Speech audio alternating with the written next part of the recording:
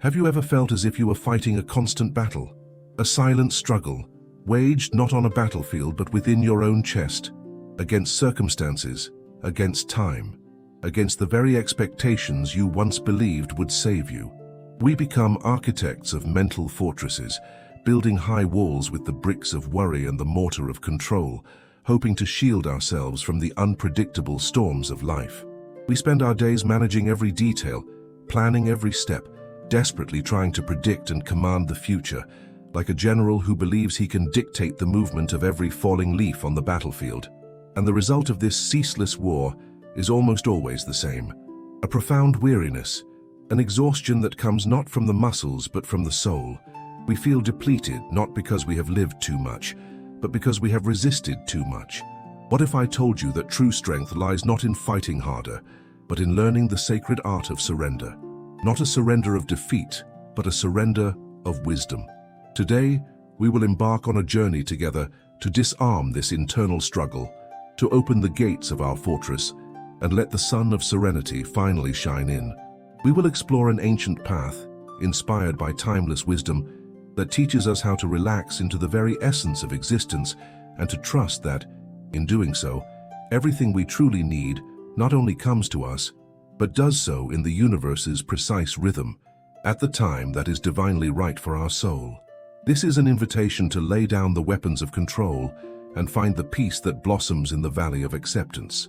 The first step on this journey of transformation is perhaps the most fundamental of all, the cornerstone upon which all inner peace is built. It is what we will call the serene acceptance of life's current. Imagine yourself for a moment not as a swimmer fighting against a strong current, but as a master sailor on the open sea. The wise sailor does not curse the wind for blowing in a direction he did not anticipate, nor does he try to row furiously against the force of the tides. To do so would be an exercise in pure futility, a waste of his precious life force. Instead, he studies the winds, he feels the tides, he learns to adjust his sails. He does not control the ocean. It would be arrogant to even imagine such a thing, but he dances with the ocean. He uses the force he cannot control to propel him on his journey. To trust the natural process of life is exactly this. It is to learn how to adjust our sails. Life, much like the ocean, possesses its own intelligence and intrinsic rhythm, and a wisdom that often transcends our linear, logical understanding. Trying to force our desires upon this immense power is the primary source of our anxiety. We want the job now, the love now, the healing now, but a flower does not bloom faster if we pull on its petals. In fact, in doing so, we destroy it. Trust in the process is the humble recognition that we are part of a much larger whole, a single thread in a cosmic tapestry whose full design we cannot see from our limited perspective. It is to do our best, with intention and diligence, to plant the seeds, water the soil, remove the weeds, but after our work is done, it is to have the wisdom to surrender the growth to the mystery, to the sun, to the rain, to time itself. This surrender frees us from the unbearable burden of having to be God in our own lives. The second great pillar that supports this new way of living is the liberation from the anchors of expectation. If life is an ocean and we are sailors, then expectations are the heavy, rusted anchors we cast to the seabed, believing they will give us security, but which in reality only prevent us from sailing. They keep us tethered to a specific port, to a rigid mental image of how our voyage should be. I should be successful by 35. My partner should understand me without my having to speak. This day should be perfect. Every should is a link in the chain of this anchor, and when reality, with its fluid and unpredictable nature, presents itself in a way that is different from the image we've created, the chain pulls taut, the tension becomes unbearable, and the result is suffering, disappointment, frustration, resentment. We create these expectations out of fear. We are afraid of the unknown, so we draw detailed maps of how the future must unfold to feel safe. But life does not care for our maps. It is the wild, unexplored territory itself. Letting go of expectations is not, by any means, abandoning our dreams or goals. On the contrary, it is freeing our dreams from the prison of a single possible outcome. It is wanting to sail toward a sunny island, but being open to discovering wondrous archipelagos along the way that were not on our original map. In relationships, this is transformative. When we release the expectation that others must act according to our personal script, we give them the greatest gift we can offer, the freedom to be who they are. And at the same time, we gift ourselves with freedom from bitterness. The relationship ceases to be a transaction based on unmet needs and becomes a genuine encounter between two souls. Ultimately, when we pull up our anchors, we discover that the boat is not left adrift and aimless. It is set free to follow the wise current of life, to be guided by the winds of opportunity, and to discover that the beauty of the journey lies precisely in its unpredictability. As we learn to sail with the currents of life and pull up the heavy anchors of expectation, we begin to notice something new: space. A mental and emotional space that was previously cluttered with worry and planning. The next step in our journey teaches us how to inhabit this newfound space, how to cultivate it, and how to draw profound strength from it. This is the practice of finding the oases of silence in the daily journey. Our modern world is a desert of noise. It is a relentless barrage of information, notifications, opinions, and demands that drains our inner reservoir of peace. The noise is not just auditory, it's a cognitive storm, a constant stimulation that keeps our nervous systems in a perpetual state of high alert. We have become so accustomed to this storm that silence can feel unsettling, even frightening. We mistake the absence of noise for the absence of life, so we fill every spare moment with a podcast, a video, a scroll through a feed. But the great sages knew that silence is not an emptiness to be feared, it is a fullness to be embraced. It is an oasis. Finding this oasis does not require a long pilgrimage to a remote mountaintop. The oasis is always available, right here, hidden between the seconds of our day. It is the conscious choice to take a 3-minute pause away from your screen, to simply sit and watch the sky without purpose. It is the decision to drive home from work without the radio on, allowing your thoughts to settle like dust in an undisturbed room. These pauses are not acts of laziness or inefficiency. They are acts of profound wisdom and self-preservation.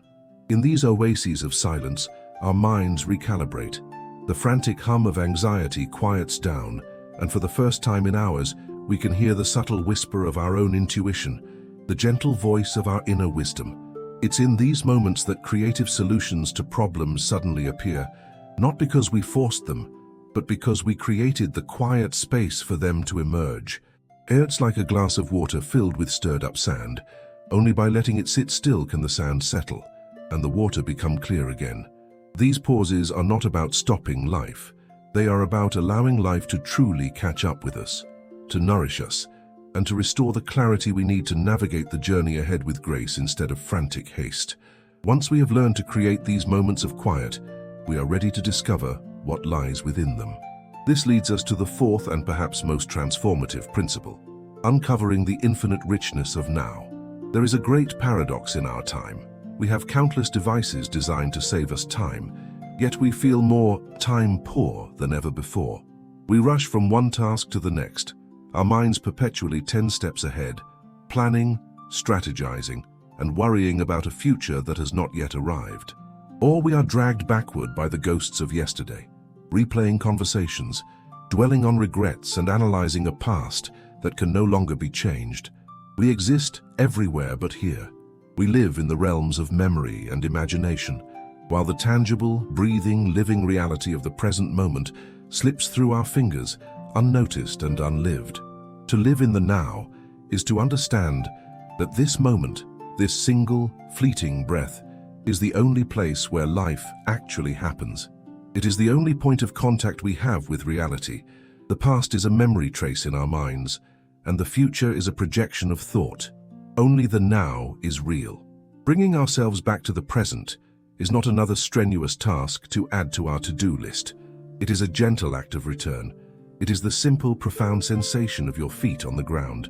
It is the feeling of warm water on your hands as you wash the dishes. It is truly tasting the flavor of your morning coffee, instead of just consuming it as fuel. Think of a master musician playing a beautiful melody.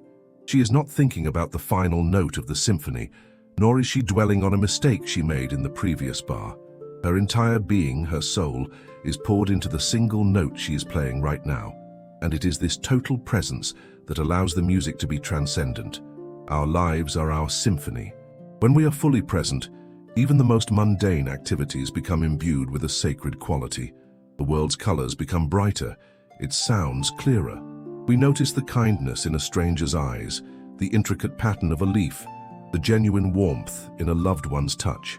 We stop racing towards a destination called happiness that we imagine lies somewhere in the future, and we discover that it is here, woven into the very fabric of this present moment, waiting patiently for us to simply arrive. Before we continue on this path together, I want to create a small oasis right here, in the space below this video. We talk of letting go, of finding peace, and I believe our shared stories can be a powerful light for one another. So I warmly invite you to share something in the comments.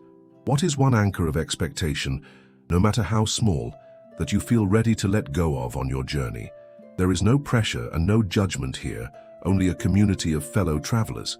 Your story, your small act of vulnerability, might be the very permission someone else needs to start letting go of their own anchor. And if this conversation, this feeling of shared space resonates with you and feels like a place you'd like to return to, consider joining our community by subscribing to the channel. We would be truly honored to continue walking this path alongside you.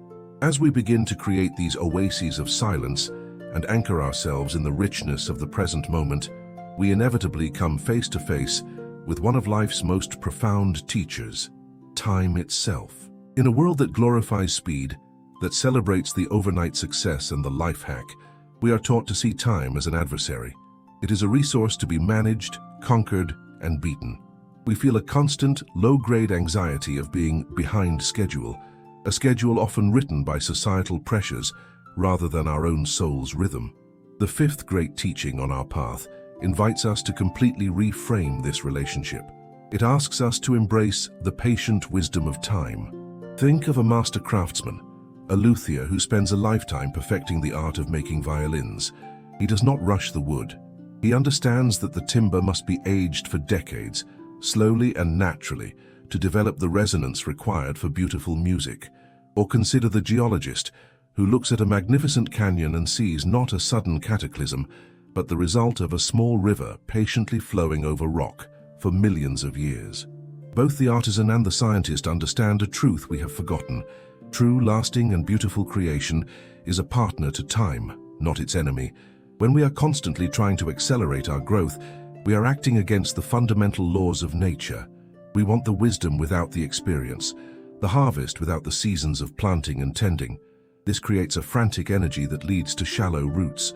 We might achieve a semblance of success, but it is fragile and easily toppled. To trust in the patient wisdom of time is to honor your own unique seasons. There will be seasons of dynamic growth like spring, where new ideas and opportunities blossom. There will be seasons of quiet dormancy, like winter, where it seems nothing is happening on the surface, but deep beneath the ground, your roots are strengthening and gathering energy for the next cycle. To accept this is to free yourself from the tyranny of comparison. Your journey is not a race against anyone else's. It is a slow, personal unfolding. When you learn to collaborate with time, you discover a deep sense of peace. You can give your full attention to the task at hand, knowing that your patient, consistent effort is the most powerful force for creation there is. You learn that every step, even the smallest one, is a meaningful part of the path, and that mastery is simply the beautiful result of showing up day after day with patient love for your craft, the craft of living. This patient collaboration with time naturally leads us to an even deeper state of trust. It's one thing to trust the process of our own efforts unfolding over time, but it is another level of peace entirely to trust in the forces that lie beyond our personal control. This is where we learn the art of the confident surrender to the great weaver.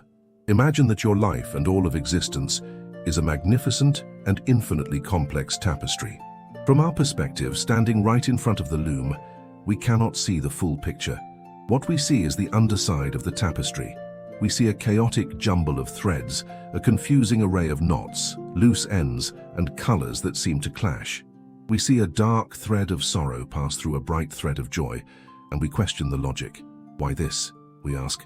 This knot of failure is ugly. This thread of loss makes no sense here.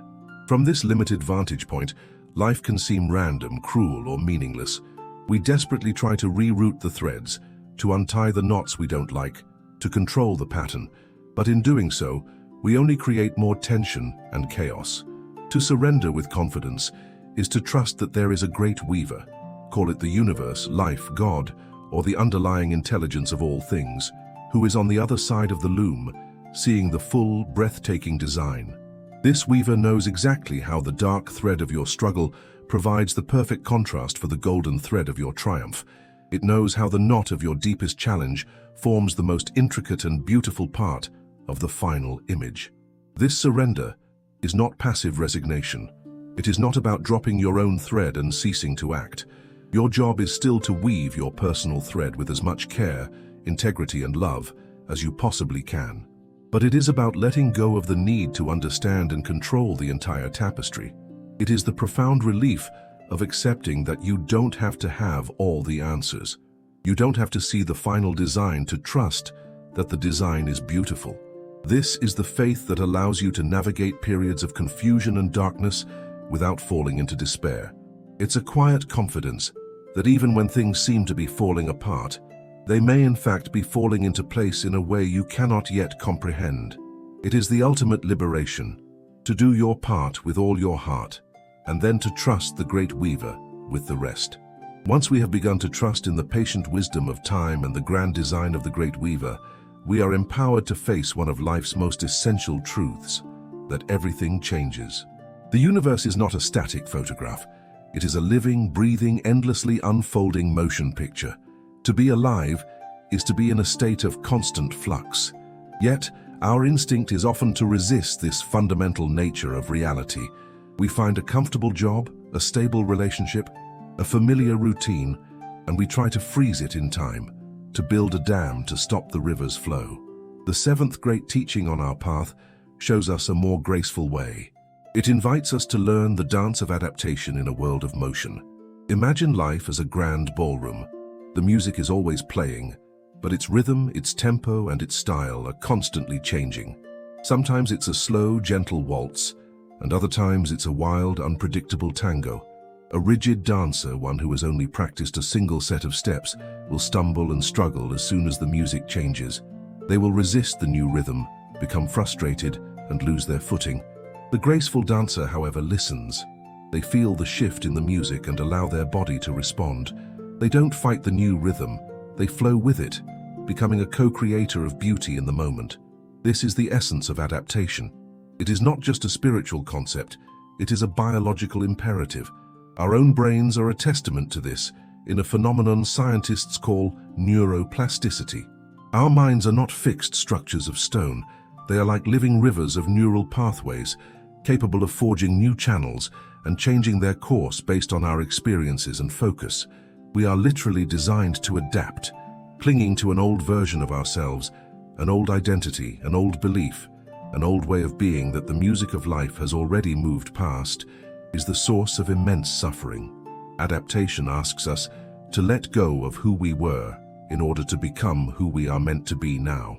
It is the courage to release the shoreline of the familiar and allow the river of life to carry you toward new, undiscovered lands.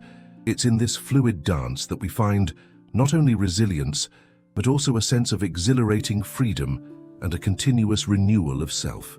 This dance of adaptation prepares us for its even more profound sibling, acceptance. While adaptation is our graceful response to the things in life that are meant to change and flow, acceptance is our dignified response to the things that are not. There are some features of the landscape of our lives that are unchangeable. These are the great mountains. This brings us to our eighth teaching, discovering the dignity in accepting the unchangeable. Imagine you are on a great journey, and a colossal, immovable mountain stands in your path. You can spend your entire life, all of your energy, all of your life force, screaming at the mountain, pushing against its granite face, trying to will it out of existence. The mountain will not move. It will not care. It simply is.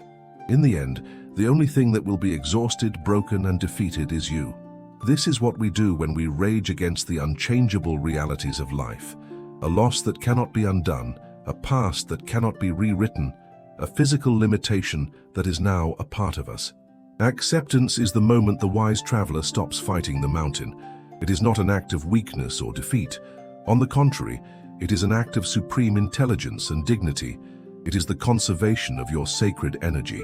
The traveler realizes that every ounce of strength spent fighting the mountain is strength that cannot be used to find a new path around it, to learn to climb it, or even to build a beautiful home in its formidable shadow.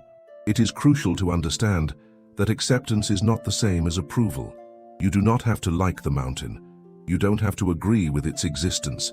You simply have to cease your hostilities with reality. You stop the war. In the quiet space that follows the end of that internal battle, you reclaim your power. Your focus shifts from what is beyond your control to what is within it. Your response, your attitude, your next step. Acceptance allows grief to flow. It allows healing to begin, and it allows new futures to be imagined, futures that incorporate the mountain into the landscape instead of being eternally blocked by it. There is a quiet, unshakable dignity in looking at an unchangeable reality and saying, I do not want this, but I will not spend the rest of my life at war with it. I accept that it is here, and now I will decide where to go from this place. And so, having learned to dance with change and accept the unmovable mountains, we arrive at the final quiet practice, turning our gaze inward to cultivate the garden of our own perception. This is the art of gratitude and the discovery of everyday blessings. It is the simple, conscious choice to stop searching for what is wrong with our lives and to start noticing what is right. This practice is the water for all the other seeds we have planted. It is the act of giving thanks for the simple air in your lungs, the warmth of the sun on your skin, the very fact of your own awareness. It is learning to find the diamonds in the dust of your daily routine, the rich taste of your coffee, the genuine smile of a stranger, the quiet comfort of your home at the end of the day. By consistently turning your attention to these small graces, you shift your entire inner world from a state of lack to a state of quiet, profound abundance. You realize that you already have everything you need to be at peace. This path, from trusting the current to finding joy in the mundane, is not about becoming someone new. It is a journey of returning to who you have always been, beneath the layers of anxiety and control. It is a remembrance of your natural state, one of flow, peace, and connection. Happiness does not arrive when all your problems are solved. It blossoms in the space you create when you decide that your peace is more important than your problems. This is the great secret. The beautiful life you have been striving for is not something you must build, but something you must simply allow. Our time together on this specific journey is ending, but the path itself is infinite. If these words have offered you a moment of clarity or a sense of companionship, we warmly invite you to continue walking with us. By subscribing, you are not just joining a channel. You are joining a quiet community of souls dedicated to living with more peace and presence. We would be deeply honored to have you with us.